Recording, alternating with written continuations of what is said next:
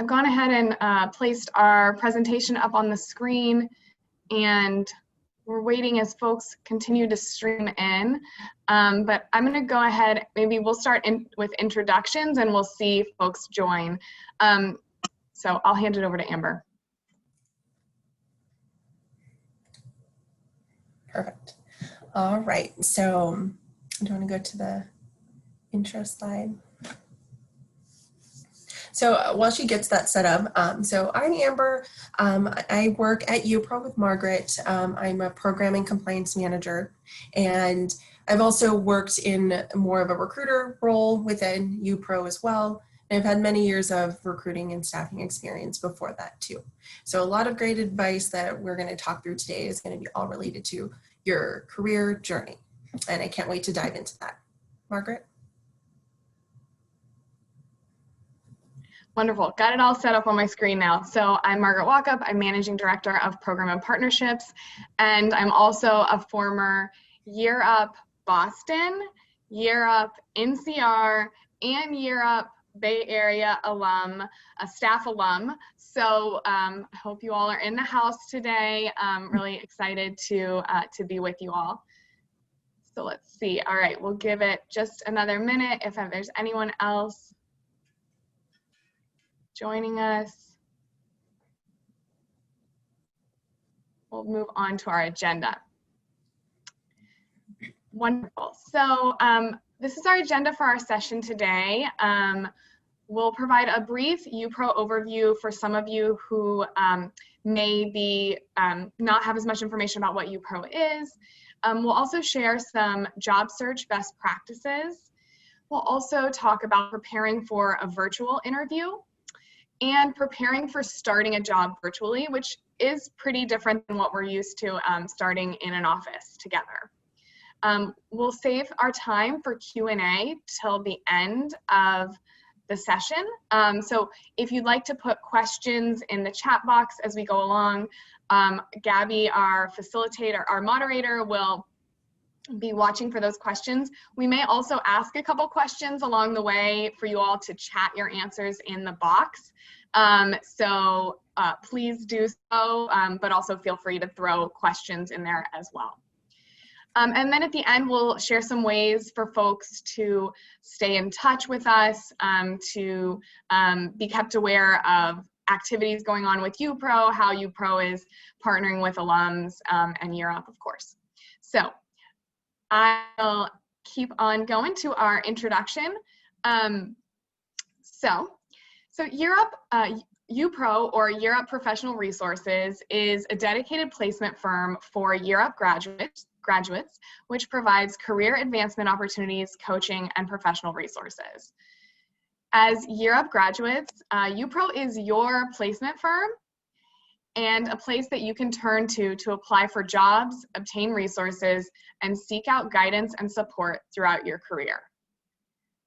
YUPRO is honored to work alongside Year Up and the Year Up alumni in this movement, and committed to continuing to grow in our impact in the lives and careers of Year Up alums. So you can see a little bit about us and our statement that placement with social impact is better business, which we truly believe.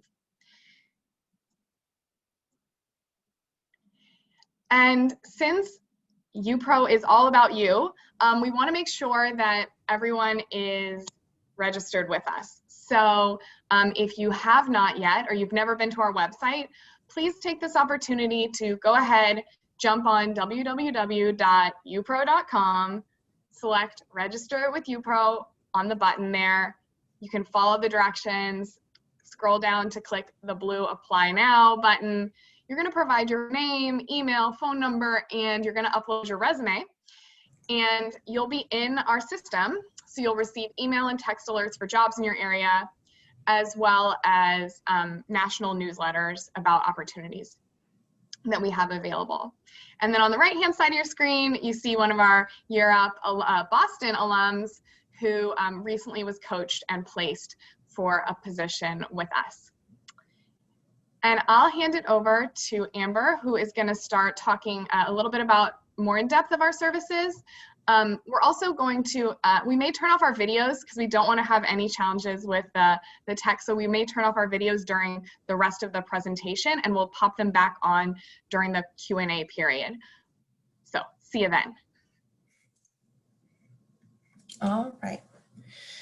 So let's talk a little bit about, like Margaret said, our services. So YUPRO offers a lot of different services, and one of the biggest and most accessible ones for you is our virtual open office hours. Maybe some of you have joined already, but if you haven't, here's just kind of an overview of what services we do provide during this time. So every week, Margaret and I, we're there every Wednesday for an hour at 12 p.m. Pacific time, 3 p.m. Eastern. And every Wednesday, it's just an open time for any alums to come through and ask any questions that they might have and just engage with each other as well as us to just get their questions answered. So some of the things that we go through are sharing best practices on your job search journey, resume best practices, how to write a resume or update one. Same with LinkedIn, updating your LinkedIn profile and what to use it for, interviewing skills, and how to work with recruiters and staffing agencies as well. We also go over Europe alumni resources specifically that come through the National Alumni Team and Relations Team. So those can all be found on europalumni.org. And primarily we speak to the higher education resources, the skills training that they offer, and then the alumni assistance program as well. So we can provide you with those resources as well if you are not familiar with them. We also love to connect our attendees with our own professional networks. So we've been in the industry, and like Margaret says, she's worked at Europe in many different facets across the country. And we know a lot of people who might be a good connection for you and your professional development. So we can make those connections as we see fit. And then we can also, on top of that, offer one-to-one support through our YUPRO coaching team. So if there's something that we weren't able to answer on the call, or you find like next week you want a deeper dive into more about mock interviews, you could just reach out to us and let us know, and we can set up that one-to-one time. And then we also encourage all of our attendees who match one of our open jobs to apply to them. We're talking with you. If you have the skill set we know for a job that's open, we can walk you through that application process and what that might look like and make that connection with our YUPRO recruiters as well.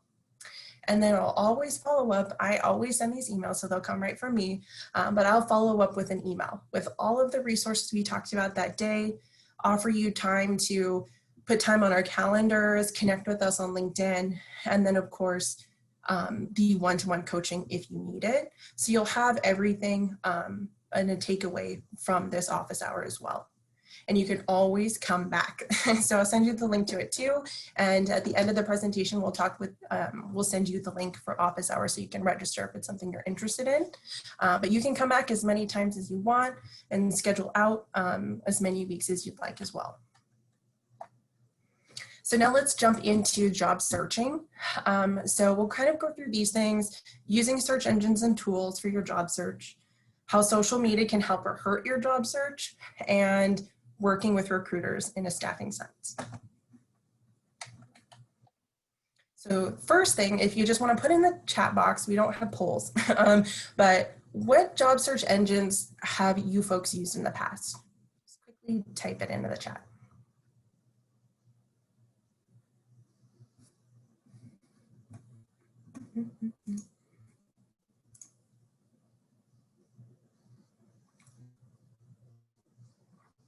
All right, LinkedIn. Well, LinkedIn's a great one. All right, maybe not everyone is job searching, and that's fine. Let's go into some of them. Indeed, okay, great. So let's go into these, and I'll talk with you about some of the ones that are the most popular and some management tools that you can use as well. Monster's a great one. YUPRO, I will talk about that one as well. So the first one that I do want to talk about is, just in a general sense, the best practices for working with any job search engines. So the first thing you want to do is Glassdoor, great. So you set up alerts for each of the engines that you're working with. So LinkedIn, you can set up alerts. Indeed, really all of them you can. The reason job alerts are important is every time there's a new position that opens on a search engine, you want to be one of the first ones to apply. Speed is important. You want to be one of the first great resumes that they see so they can connect with you. The next tip is just don't search by job title, use keywords. So you could search by skills or systems that you use, things like that as well, because not every company is going to use the same job title for every position. And you can also search by keyword remote or virtual or work from home, because those are becoming a lot more popular these days in light of COVID and everything going virtual. So start using those keywords as well in all of your search. So let's talk through how do you manage your search. YUPRO is a free search management tool for Europe alums. You can find it on europalumni.org, like a lot of these things. And you go in there and it will help you manage your search by tracking your applications. So like the companies you're applying for, when you submitted the application, do you have a contact there? Who was that person? And when was the last time that you followed up with them? So it's a really great place because you don't want to be that person where a recruiter calls you and you have no idea what the job is that you are talking to them about. And then you kind of lose that opportunity. So use YUPRO or other management tools to kind of keep a track of your entire job search. Now let's talk about some of these that we have around here. So the first one I want to talk through is FlexJobs. FlexJobs is a search engine specifically for remote positions. So now that we talked about everything is virtual for the most part, if you're really looking to stay in a virtual environment, at least for this current term or long term, FlexJobs is the good place to start because everything that they offer, you know, if you apply to it, it's a remote position. They also offer other resources for working in that virtual type of environment. Indeed is the next one I'm going to jump to. It has listings that companies can put on there directly, but it also is a great tool because it aggregates from the web. So that just means if a company has their career page updated with new jobs, Indeed will pull from there too. So even if they didn't necessarily post on Indeed, it could still be there, and it will have a lot of different opportunities on there. And it's a great place if you're a tech alum looking for a tech job. That is a really great place to start too. A lot of tech companies use that. Next, Career Builder. So Career Builder is, if you didn't know, it's actually the biggest and the longest lived job search engine. So they have their job board. It allows searches by a lot of different criteria. So that means you can search not just by the job title, but you can use the location and put in remote as well, or a lot of different ones. And then they also offer career advice and different resources too.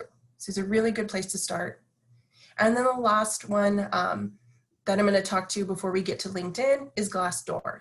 So Glassdoor, yes, it is a job search engine. You can go in there and you can search for jobs, but what's great about it is it's a great place to start looking for your culture fit, right? Which is so important to a job search. You don't want to just work anywhere. You want to work somewhere that you feel like you'll be comfortable or welcomed, or they have the same values as you. So if you go on Glassdoor, you can navigate around in a company's profile. You can see past and current employee reviews, commonly asked interview questions, salary information, benefits information, and all of those different things and pros and cons of just being an employee. So you can really see from an honest perspective what it's like to work at that company. And then lastly, LinkedIn. So LinkedIn, great place to search for jobs. LinkedIn Jobs can do all the things that the other job search engines can do, but what you want to really use it for is networking. It's the top networking site. You can get recommendations right on your profile from professionals that you know. You can find connections with companies that you want to work for, so those second and third connections, which are so important. And you can provide up-to-date information about your job history on there to make your applications to these jobs a lot easier by having an updated profile. And you can even tell recruiters you're available to work. They now have a hashtag open to work that you can put on your actual profile picture. So recruiters can easily pick you out of the crowd, that you're the one that they want to talk to because they know you're ready to work. So now let's just talk a little bit more about LinkedIn and networking and how it can benefit your job search. Awesome. So Amber shared what makes LinkedIn a special platform is that its ability to connect you with your network while you look at jobs. And so in order to use the tool to its fullest, you really want to make sure that your profile is up to date.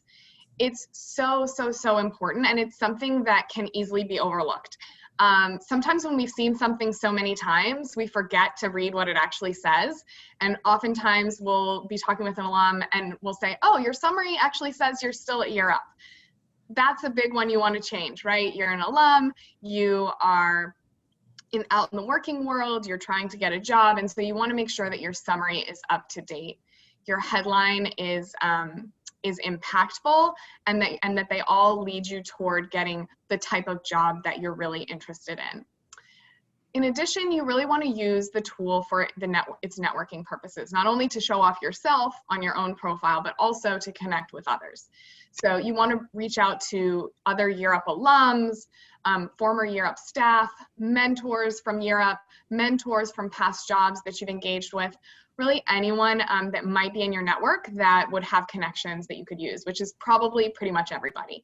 But especially if you know an industry or a company that you'd really like to work in, you can certainly use those, you can certainly look at those places to see if you know anyone who works there. So LinkedIn has a great feature where you can go to a company page and you can see who works there and see if you know anyone. Or if someone you know knows someone who works at that company. So these are great ways to use the power of LinkedIn. We also encourage you to get involved in professional groups and follow companies that you're interested in. We also, for sure, encourage you to follow YUPRO, join the Year Up alumni groups on LinkedIn. Those are really important, and we often post jobs there. And to keep your Up alumni on your LinkedIn profile somewhere, because it is helpful for us, especially sometimes when we're trying to find you all. Hi, Ashraf. And lastly, we want to say that it's really important to let people know that you're open and available. And so, as Amber said, you can put in the open to work there, and you can also, if you're not comfortable showing that you're ready to work, maybe you're working somewhere else right now and you don't want them to know that you're actually potentially looking to move on. There's actually selections you can make that are private settings where you can say, I would like for recruiters to know that I'm open to work without it showing on your actual profile. So that's key as well. So let's go into a question. So what percentage of jobs do you all think are found through networking? Just drop a percentage, 1 to 100 in our chat box, and let's see what people think.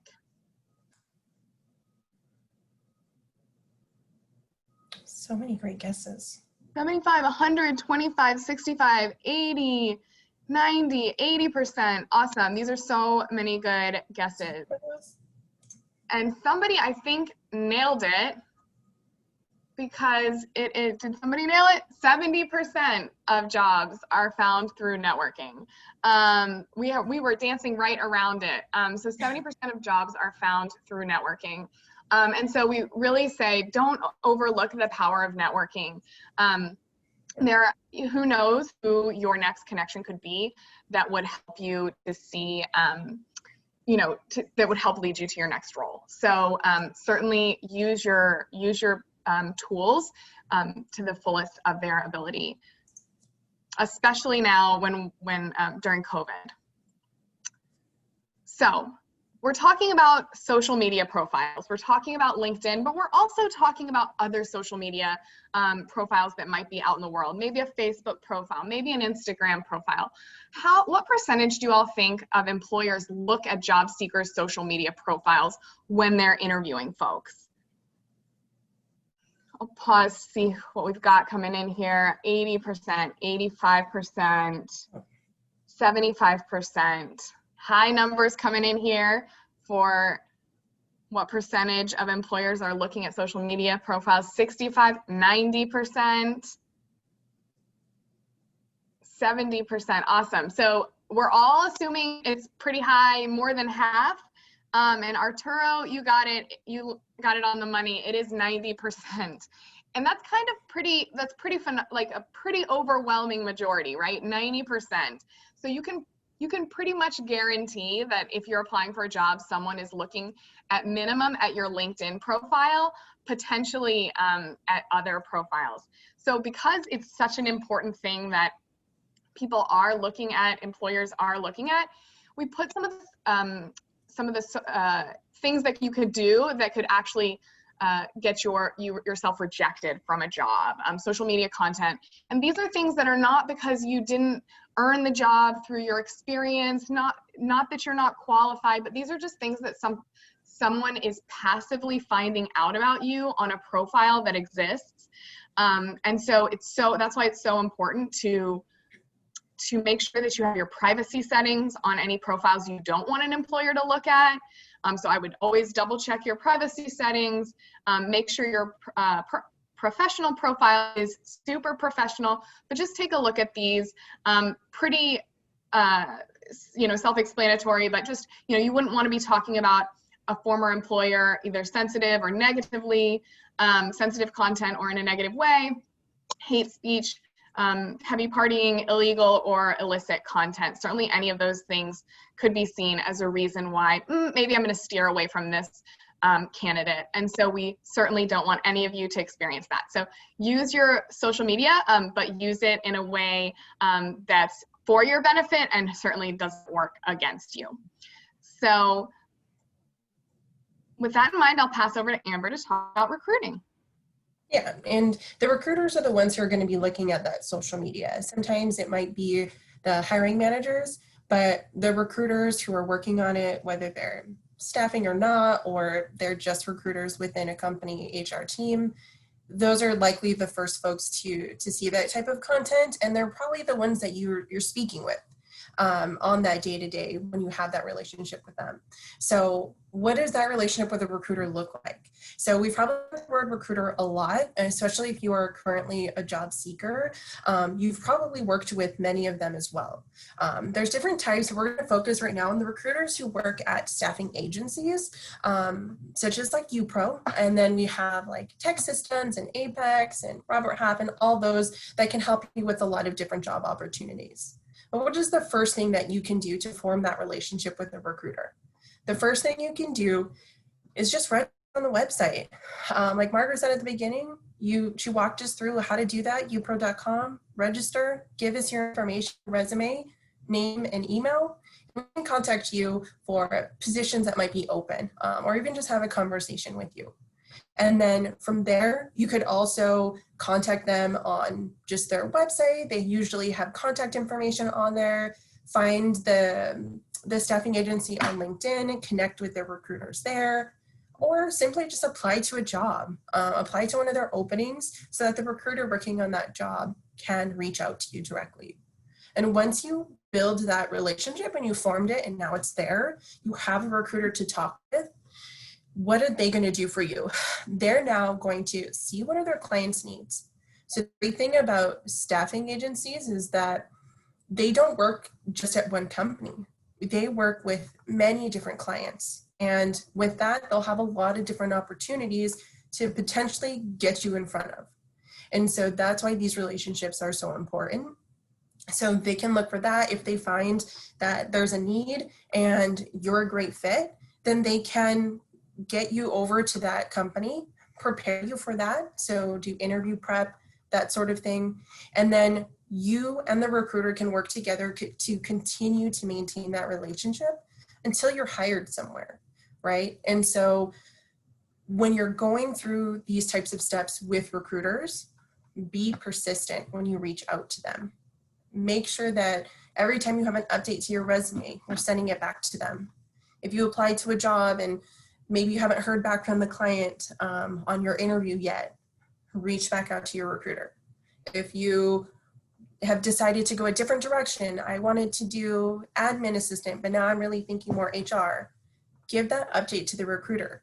The more that you are top of mind for them, the easier it is for them to think of you when a new opportunity comes along.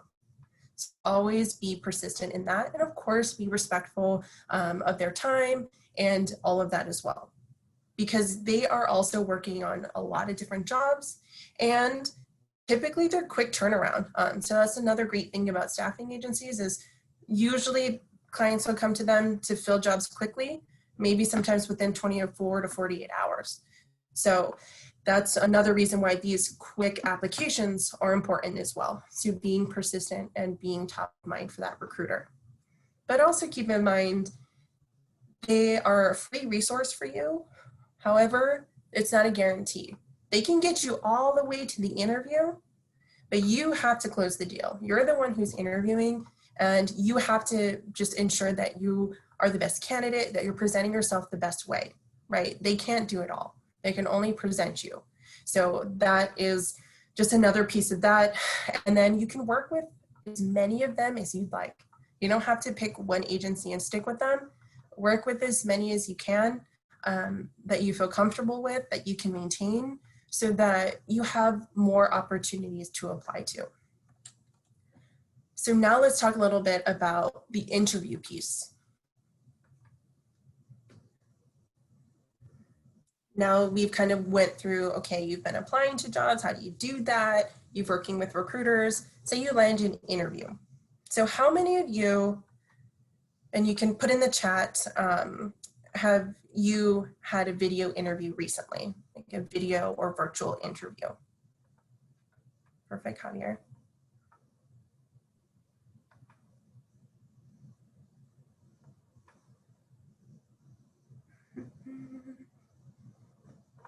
Only one video interview? Okay, one.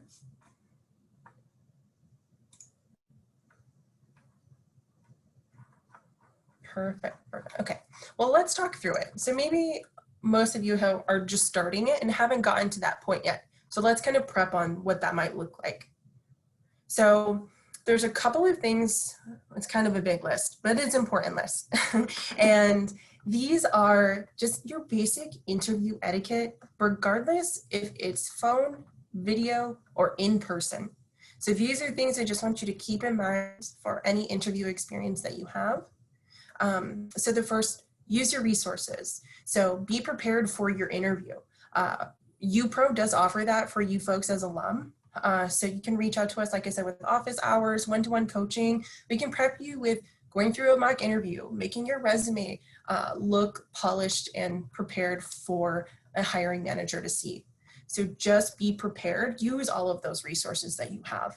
Make sure you're on time. Be a little bit early. Dress appropriately. Common knowledge there. Be aware of your surroundings. Keep water nearby. It's really important. Even I have water here because we're speaking for so long. Oh, thanks. That's sweet. And so keep the water nearby. Practice your tell me about yourself. The tell me about yourself and question comes up at least within the first couple of almost every interview you'll have. And it could come up multiple times within a whole interview process. So you might get it from the recruiter and then you'll get it again from the hiring manager. So it's an important question. It might not always be worded that way, but there's always a time where they want to know who you are. And so practice that one. Again, YUPRO can help you with that too, if it's something that you struggle with. And prepare questions for your interviewer. We all know if we've been through an interview at the very end, the interviewer says, hey, you have any questions for me? The worst thing that you can do is say, nope, I'm good. Because that just shows you either weren't listening or just not that curious about the opportunity or the company. So always come with questions. And Most importantly, please send a thank you email, a thank you note. If you're using a recruiter, send a thank you to them, as well as saying, hey, can you pass this along to Susan, who I interviewed with? The thank you note is going to make such a big difference to whoever it is that you interviewed with. Always, always send one. If you're going to forget anything, just don't forget that one. It's such a big piece. So now that's just your basic interview etiquette. Let's go into best practices for a video interview. So these are going to be specific for video and your virtual environment. So first thing, test your internet connection. Seems pretty straightforward, but a lot of folks forget to do that. And then your videos are choppy or your audio is not working. Just make sure you test your internet connection for where you are actually going to interview, like within your house, be in that actual space. Practice with someone if it's through Zoom or Skype your family, and just make sure that it's working. Dress the part, and specific for video, I would recommend dressing the full part and not just the top half of your body that's going to be on video, but just the whole thing, right? When you dress to impress and you feel confident in that, it's going to show through your interview. And you never know if maybe you have to stand up and you might have shorts on underneath or something else. So just make sure you dress the full part for your video interview. Prepare your interview space. So what I mean by that is really set your phone to silent or just completely put it out of the room. You don't want your phone to be going off and you're looking at it because it lights up or it is making vibrate sounds, and it's a distraction for everyone. So just put it away for the 30 minutes or the 45 minutes you're on this interview. Remove any pets from the area or people. So if there's people that you live with, just make sure they're not going to be walking in or interrupting. Close windows if you're in a room where there's windows, so there's no outside noise coming through. And you can even go as far as putting a sign on your front door that alerts people not to ring the doorbell. Next, practice. We'll keep saying that. Practice beforehand and monitor your body language. That one is really important because you're not in front of someone where you're more cognizant of how you're showing yourself and you're taking up space. When you're virtual, just understand like someone is watching you, they can see you. So just treat it as that you're in person. And then lastly, and most importantly, always be genuine, be yourself, and be patient. You know, maybe there are glitches. Maybe the interviewer is going to have a glitch and they have to reschedule, or we have to wait 2 minutes while their video catches up. Whatever that looks like, always be patient and kind and genuine as you go through the interview process with anyone, especially in a virtual environment. Now let's talk through, you interviewed and now you got the job. What is that going to look like? Great. So starting a job virtually or remotely is a little different than starting a job in an office with your colleagues. So we've put together a list of things that we think are really important to think about as you start this virtual job. First, your technology. Now more than ever, companies are going to be using a variety of technology to keep in touch with each other, to keep up to date on projects. And so you want to understand which technology the team uses for which items. You know, how do they stay in touch with each other during the day, etc. So as you learn about the different technologies that your company uses, ask questions about that as well. Communication with your manager.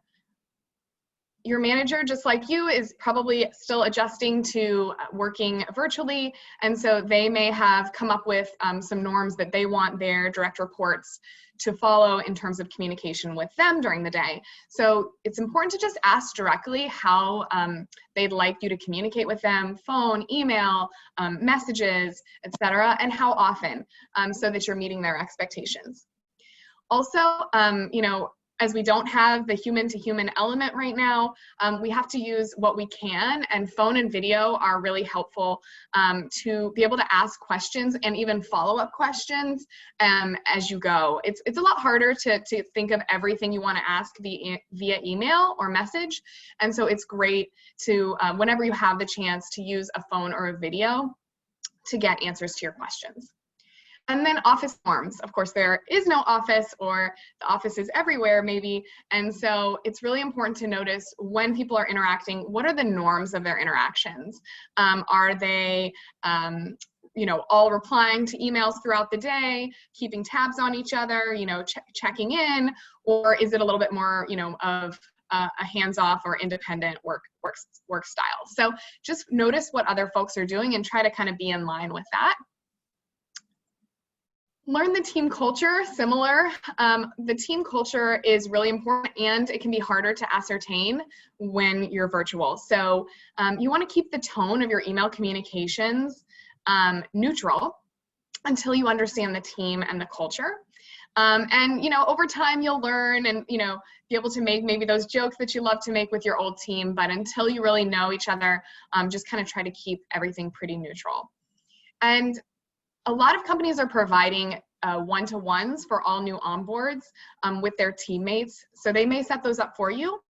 But if they don't, you can certainly ask for that. You can certainly set them up yourself so that you can get to know your teammates, spend a little time preparing for those, look at what they do, their title, maybe what they're responsible for. And it's a great opportunity to, you know, ask them a little something about themselves so that you can get to know them a bit more. And then the last couple things that we think are important are figuring out your first month priorities as you understand them, kind of putting them together maybe in a document, and then sharing them during your manager one-to-one to make sure that you're on target with what they're hoping that you will accomplish. And last, just be curious, ask questions, discuss successes you're having, challenges, and request feedback from your manager. Of course, Europe taught all of us to do that, and that is an important thing that we just never stop doing. Asking for feedback, asking questions, and making sure that we are adjusting to our new environment. So those are some things that we think are really important for a new remote job. And then we're just going to share a few things about working from home. So we think it's really important to set and keep regular office hours because most people thrive with a predictable schedule, and it lets your team know when they can reach you. Plan your tasks and your projects throughout the day, and even schedule your lunch so that you don't miss it. Because some people might forget their lunch during the day because the schedule is a little bit different than what they're used to, and they don't have the normal cues. You can also, you know, dress to impress, just so you feel productive and ready, especially if there's that one colleague who loves to have a surprise video meeting. It's really important to just be comfortable and confident to be able to answer that call. And then you can create a workspace that feels official and try to maintain it, try to keep it only for work. And then lastly, taking breaks, as I mentioned, that lunch or just a walk around so that you can take a breather and then regain your focus. And lastly, just avoid distractions as much as you can by setting aside, these are my work times and I'll focus on work, and these are my away times and I'll do other things, just so that you have as productive a day as you possibly can in your job. So we have one last kind of area that we want to share with you that we think is really important. I'll hand it over to Amber as you step forward in your career. Yeah, so we're kind of ending right now. In this little scenario, we've had go through the entire job search process. You've started the job, you're comfortable working from home. What else do you need? Do you need to keep developing? Yes, of course you do. We all do. So this is just a list of 10 job skills that you're going to need. And this comes from different hiring managers and executives throughout the country of these types of skills that they want to see, especially in a virtual world, from their employees. So I'll go through some of these, but we'd love to hear which skill from this list really resonates with you, and you can just put it in the chat.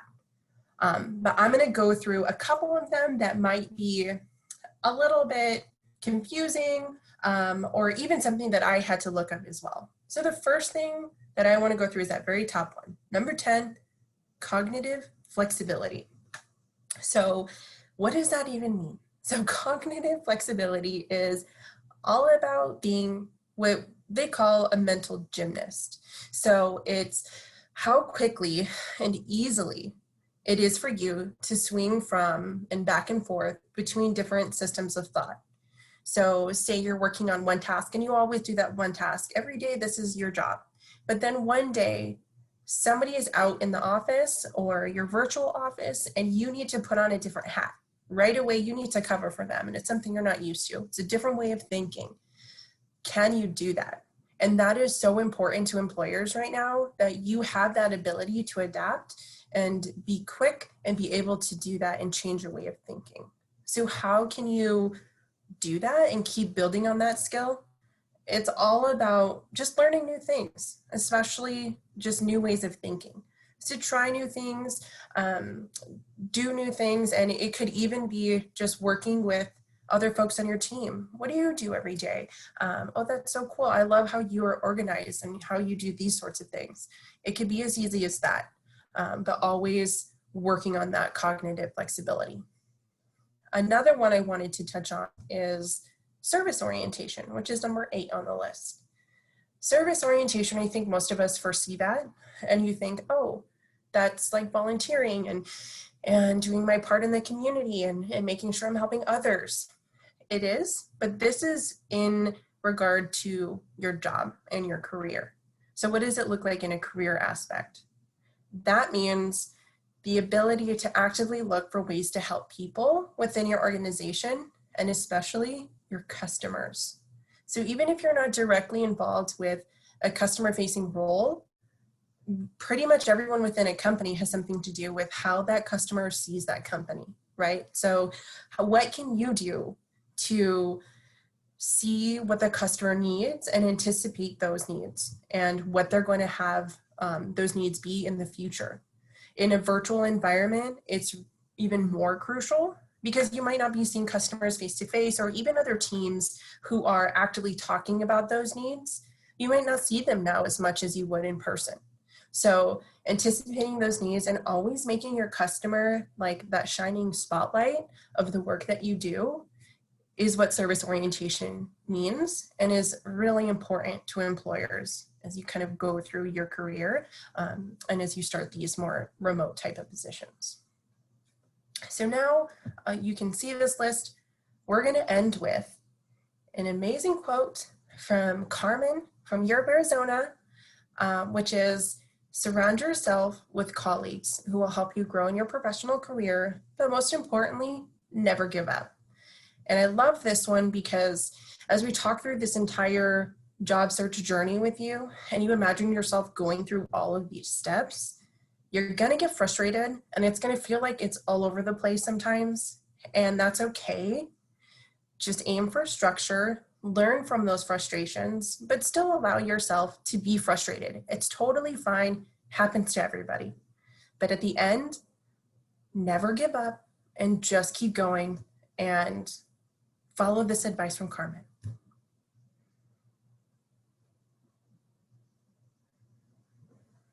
Exactly, Sandy. Lift while you climb. So Love now we it. can take some time to go into a Q&A. So anyone who has any questions. And I'm turning my video back on. We made it successfully through that presentation with hopefully no glitches in our technology. So please you can unmute yourself and ask a question, or feel free to put it in the chat, however you like.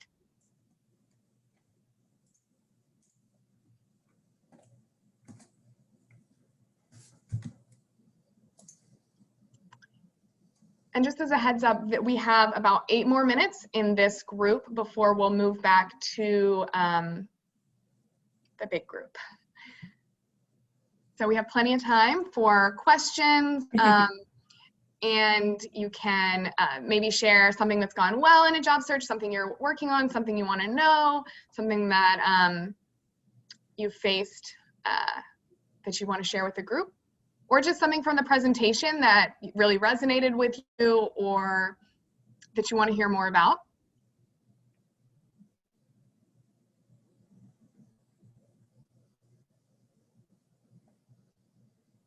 Everyone is now a job search expert. Oh, we got a question, Amber. All right, so we have, can you give some examples on how to negotiate salary? So Amber and I can tag team for this one. I think the very first thing to think about is that moment you get the offer, you want to thank the person offer. That's the very first thing you want to do. Thank you so much. This is very exciting. Thank you so much for offering me this position. Sometimes people forget to do that, and you definitely want to take that step, even if the role is really exciting to you and you want it, or if it's not your dream job, but you want to make sure that you have a positive interaction with that person. Let's say they offer you in that moment less than what you want. You still want to say thank you, because it's really important to just have as I said, a positive interaction. Then you want to ask for a little bit of time, because you want to take a minute to reflect on what their offer is. You can also ask if there are any benefits that you should know about as you consider their offer, and that will help you see the full package of what they're offering you. So you can ask that right then on the spot. You could ask it in a follow-up email if there's anything else I need to know about this offer. But you certainly want to take a minute to say, okay, great. How long can I have? Can I have a little time to reflect on this offer? And they will almost always give you that time. That is something that they expect. So those are the first steps you want to take, so that you'll notice I did not say that you accept the job immediately. You don't want to accept the job immediately, because then you are accepting whatever the pay is they offered you. So you don't, even if you say thank you, but you don't say I accept, right? Because then you want to give yourself the space to reflect on it. And so that's kind of the keys for starting it. Amber, do you want to take a little bit more about that? I don't know. Yeah, I would say after that point, when you're thinking about it, just remember that, and I'll get to that second point that you just put in the chat. So just remember that they will give you time, but not a lot of time. So maybe a day, maybe 2 days. If they offer you on Friday, say I'll get back to you by Monday. But also just respect their time as well. It's a respect both ways. And you remember they do want to hire you. Like, you got the job offer over everyone else who applied. So to the point of how much higher should you go, it depends on every circumstance and your experience. You have to be able to back up your pay increase. So say they offer you $17 for, I don't know what job, I don't know, just guessing. So you say, okay, here, we want you to come do this entry-level role, $17 an hour, but you have 4 years of experience doing that exact same job, then that's what you say, right? You come back and say, okay, well, I would like to negotiate. I have had 4 years of experience doing a very similar job, or you have additional skills to add to it.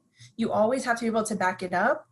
And what I would say when you're looking at salary range to show them is look it up online. What are the range in your area? So as a whole nation, but then also in your area, you'll have to do your research before you start throwing out numbers. What are some other questions? Yeah, so there was a question about, like, should you apply to a lot of different companies, or should you kind of like limit yourself? And I think the key when I think about that question is, yes, I think I hear you about the lack of progress. You don't want to not have progress if you're just focusing on a few. What I think is really important is that every application you submit is powerful. And so you have looked at the position, you may have 2 different versions of your resume. So this is something we talk about in office hours a lot, which Amber, maybe you can slip the link for office hours in the chat before we go, so everyone has a minute to go to that. But that is something we talk about, where you might have a resume for one type of job and a different resume for a different type of job that highlights different skills, and that every single application you make is super impactful. And so I think that you can apply to as many as you can do well, and really that be your guiding light on that. It's really, yes, applying to jobs can be a numbers game, but it's also a quality game. Let's see. Yes, you can unmute yourself if you want to ask us a question, Sandy, I believe. Awesome. Well, good afternoon to you guys all. Thank you so much for this, for taking your time. My question to you guys is, for example, I am in the IT field, meaning when it comes to working remotely at this point, I know that our salary becomes decreased. Now, in my company, they actually decreased us 10%, which is a surprise for many of us in the IT department because we are in high demand. Now, moving to another company, how can we actually request more without requesting more than what we should because we're working remotely now? But we do have the experience, we do have the certifications, we do have whatever we need to have in order to get that salary. How would we approach that? Yeah, so I think one thing is, don't hold yourself back. If you have, you have the experience, you're qualified, you have exactly what they're looking for, you can absolutely ask for what you think you deserve in a negotiation. You want to be reasonable. So if the company has set it, if you notice that it's just maybe it's a really entry level salary, they may not have as much flexibility. But if you think that you have everything they're looking for, you can certainly try. And so I would just make sure when you go into that negotiation, prepare. So bullet out what you want to say about yourself. Think about do your research about what that job, Amber said, in your market is, and just come into that prepared and confident. And it looks like we're going to head back. I hope to see you all in office hours soon. We have it every Wednesday, 3 to 4 p.m. Eastern, 12 to 1 Pacific. We enjoyed being with you so much, and we hope to see you there any week. It's always the two of us, same group, same show every week, no rotating cast. So have a wonderful summit, and we wish you all the best. Thank you, guys. Thank you. Bye, everybody.